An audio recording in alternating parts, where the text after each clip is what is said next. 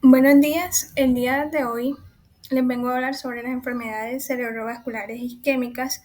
Esta presentación fue realizada por Adriana Carmo, Edgar Casadiego, Natalia Spitia, María Celeste Muñoz y mi persona que le va a hablar hoy, María Alejandra Pedroso. El índice que tenemos el día de hoy es Introducción, Desarrollo, Criterios Diagnósticos y Paraclínicos, Fisiología del Sistema Nervioso Central y su relación con las enfermedades cerebrovasculares isquémicas, patologías asociadas a las enfermedades cerebrovasculares isquémicas, tratamiento, pronóstico, cuidados de enfermería y por último, pero no menos relevante, la conclusión. Como introducción tenemos que las enfermedades cerebrovasculares isquémicas es una de las primeras causas de morbilidad y mortalidad a nivel mundial, porque esta tiene mayor incidencia en los países en desarrollo y se manifiesta con un déficit neurológico y de inicio súbito debido a la oclusión parcial o total de una arteria cerebral. Se incluyen dentro de estos aspectos el evento vascular cerebral isquémico y el ataque isquémico transitorio, y esto se diferencia por la duración del cuadro clínico. Las enfermedades cerebrovasculares isquémicas representan el 80% de todos los accidentes mundiales según la Organización Mundial de la Salud y su incidencia particular es elevada en los países en desarrollo debido a varios factores de riesgo como hipertensión arterial, diabetes mellitus, dislipidemia, tabaquismo, sedentarismo y envejecimiento poblacional. Seguido, ¿qué es? Las enfermedades cerebrovasculares isquémicas no es más que una afección neurológica aguda caracterizada por la interrupción parcial o total del flujo sanguíneo cerebral, como la consecuencia de la obstrucción de una arteria que irriga el cerebro. Esta interrupción produce un déficit neurológico súbito y focal que puede ser reversible, como el ataque isquémico transitorio, o permanente, como el infarto cerebral, dependiendo de la duración y la magnitud del evento isquémico. Las enfermedades cerebrovasculares isquémicas se pueden clasificar en tres: en trombosis, embolia o infarto lagunar. La trombosis es la obstrucción del in situ en el vaso sanguíneo cerebral generalmente asociada con la aterosclerosis y puede presentar de forma granular o súbita. La embolia ocurre cuando un trombo o émbolo se produce en otra parte del cuerpo, como por ejemplo en el corazón, y viaja al cerebro y obstruye una arteria distal. Los infartos lagunar es el resultado de las enfermedades de pequeños vasos habitualmente debido a la hipertensión crónica que ocasiona oclusión de pequeñas arterias perforantes propias. Entre los factores de riesgo encontramos los factores de riesgo modificables y los no modificables. Los modificables son hipertensión arterial, que es el más importante, diabetes mellitus, dislipidemia, tabaquismo, obesidad, sedentarismo, fibrilación auricular y consumo de alcohol. Y los no modificables son la edad avanzada, sexo masculino, porque esta enfermedad le da mayormente o tienen mayor riesgo los hombres, y antecedentes familiares como por ejemplo la raza, que están en mayor riesgo las personas de raza negra y ciertas condiciones genéticas. Bueno, ahora hablemos sobre los criterios diagnósticos clínicos. Los principales síntomas que se reflejan son la hemiparexia o hemiplasia, afasia, disartria y pérdida súbita de la visión o hemianopsia homónima, ataxia, paresestesias o pérdida de la sensibilidad unilateral y alteraciones en nivel de condiciones en casos graves. También es necesario hacer una evaluación neurológica inmediata por escalas de validadas. La primera, que es la National Institute of Health Scout Scale, esta se utiliza para saber cuantificar la severidad del déficit neurológico isquémico y guiar la toma de decisiones clínicas, y la escala de Cincinnati se utiliza para detectar la rapidez prehospitalaria.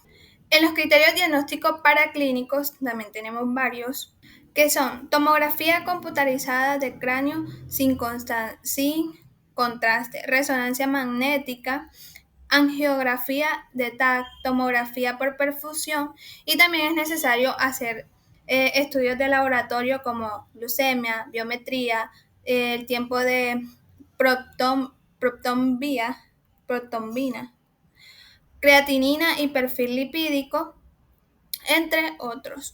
Y también hay que hacer evaluación cardíaca con electrocardiograma, monitorización cardíaca y ecocardiograma.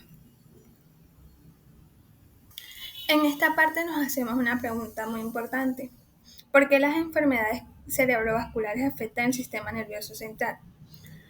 Bueno, es muy simple. Porque esta afecta directamente el sistema nervioso central, en especial al encéfalo, órgano altamente dependiente del oxígeno y la glucosa, debido a su elevada actividad metabólica. Aunque representa solamente el 2% del peso corporal, consume aproximadamente el 20% del oxígeno total del cuerpo. Esta alta demanda energética hace que las neuronas sean extremadamente sensibles a la apoxia. Después de 5 minutos de isquemia, puede sufrir un daño irreversible. ¿Y qué lo irriga?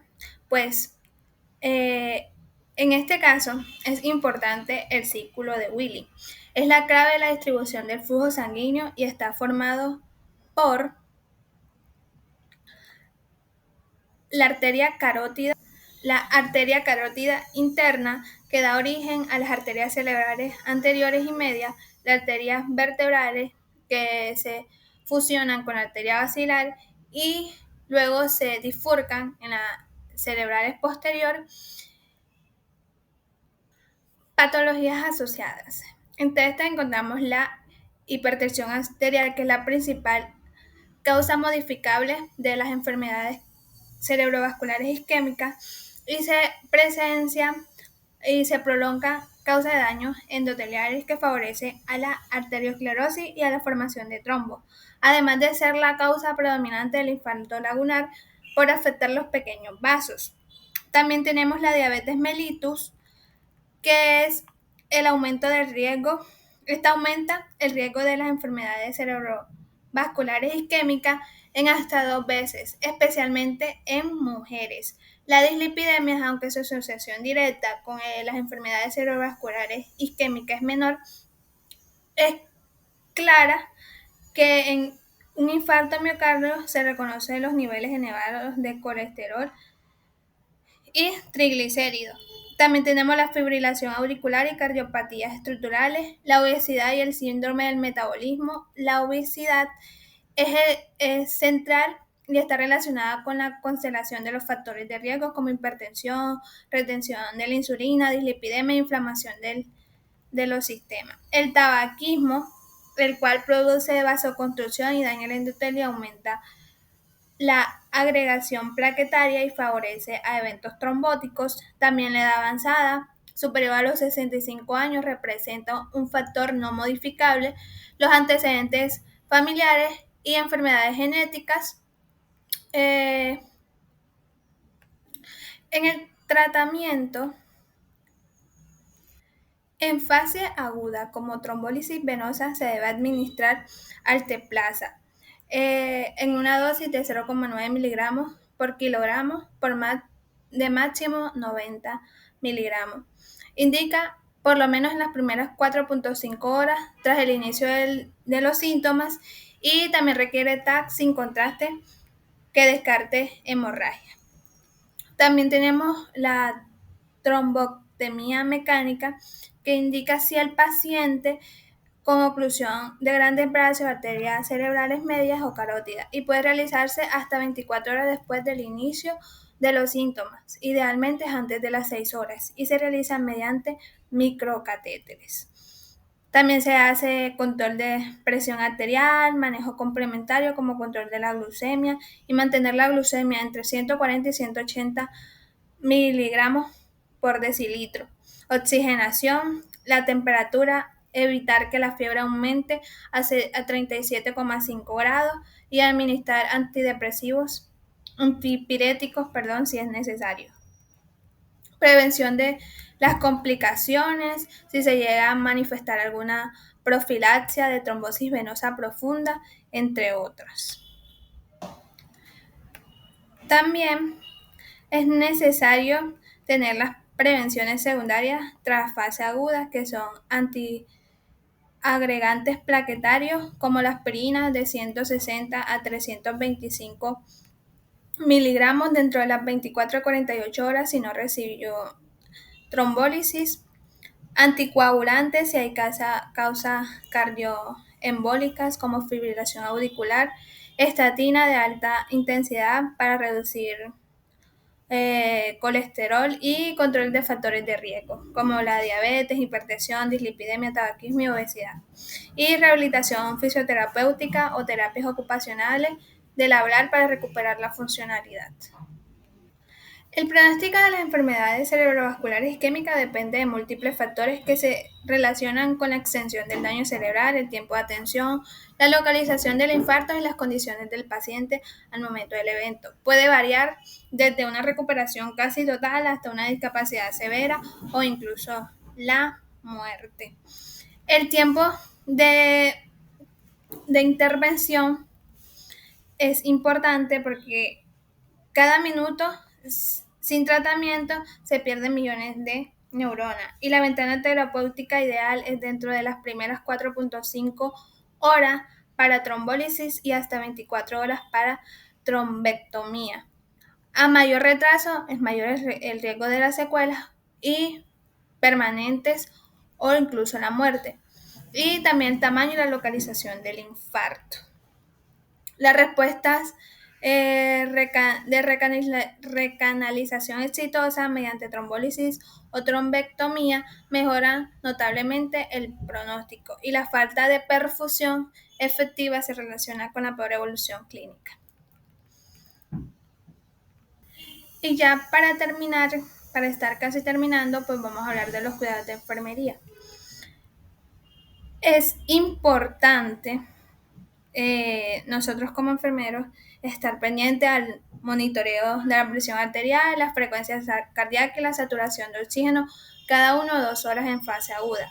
Verificación de glicemia cada 6 horas y evitar hiperglucemias mayores a 180 miligramos por decilitro e hipoglucemia. Administrar medicamentos según lo indicado del médico, hipertensivos, antiplaquetarios, anticoagulantes, verificar contabilidad de los signos de efectos adversarios, mantener la cabeza elevada entre 30 y 45 grados, favorecer el drenaje venoso central y reducir la presión intracraneal, apoyar el manejo del estado emocional y favorecer un entorno tranquilo para el paciente, incluir a la familia en el cuidado, educarlos sobre el proceso y el plan de rehabilitación, vigilar sus signos de hemorragia post-trombólisis y observar los hematomas, hematurias o deterioros neurológicos súbitos.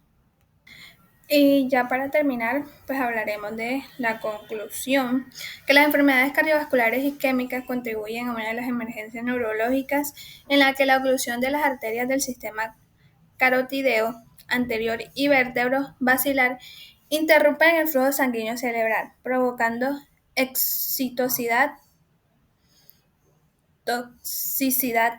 edemas citotóxicos y la muerte neuronal en territorios del círculo de Willis.